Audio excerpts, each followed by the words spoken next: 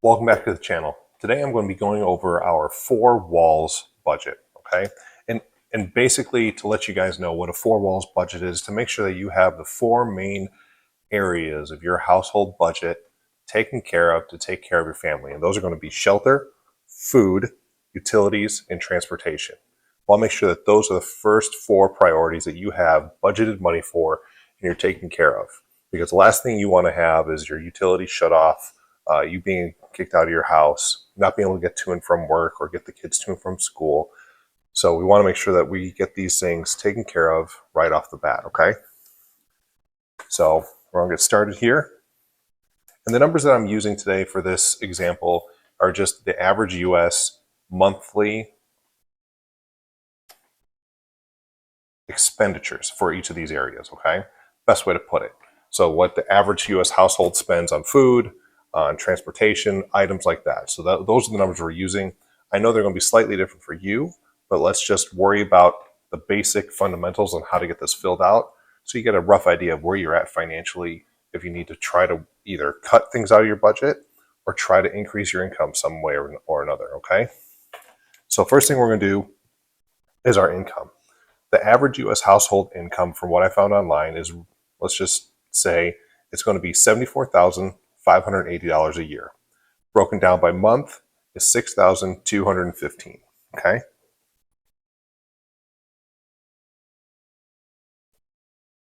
And we're going to factor in that this is our only source of income for this example. So we're just going to put that total back down here. Okay, first section we're going to work on is food. So the average US household spends about $923 a month. Even I screw up sometimes. That's what they spend on average across the US a month for groceries, okay? Eating out, I found, is right around $300. And then miscellaneous would be whatever else you might be spending, gas station stop, right? Some soda, snacks for a road trip to and from work, whatever that might be. We're going to leave this blank for now because it's kind of hard to gauge on average, but you get the idea. So now our total for our food section is going to be $1,223.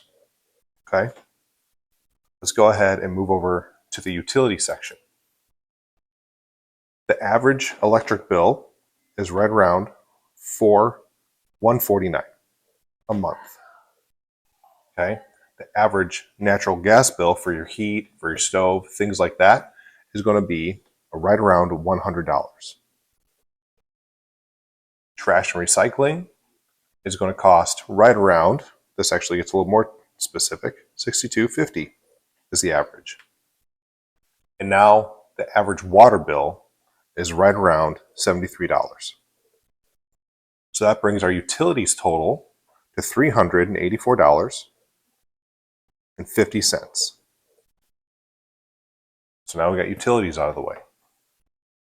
Other items that might fall into the utilities category would be maybe your internet provider, cable, things like that. But that's not a necessity necessarily. Okay, moving on over to the shelter and housing portion. So we're looking at mortgage/rent, depending on your situation. The average US mortgage payment right now is $1,775. Okay. The average monthly payment for renters/homeowners insurance is going to be right around $146.50. Repairs and upkeep is a little harder to kind of get an average for. We're just going to use $100 to make it easy. Then miscellaneous might be any other things that you need to spend directly on your house for any given reason. Right now, we're just going to leave that as $0. That brings our shelter and housing total to $2,051.50.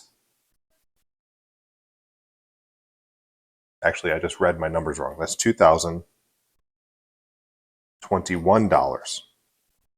See, as you go through this, just like I am, you're going to screw up and make mistakes, but that's totally fine. Nobody's perfect. It's a work in progress. So so don't worry about it. Also, a lot of people will use their computer or an app for this, so it's a little bit easier to not make typo mistakes when you're doing it that way. But this is what we're dealing with today. I want you guys to get this figured out, get this under your belt, and then move on to the next step. Next item is the transportation portion.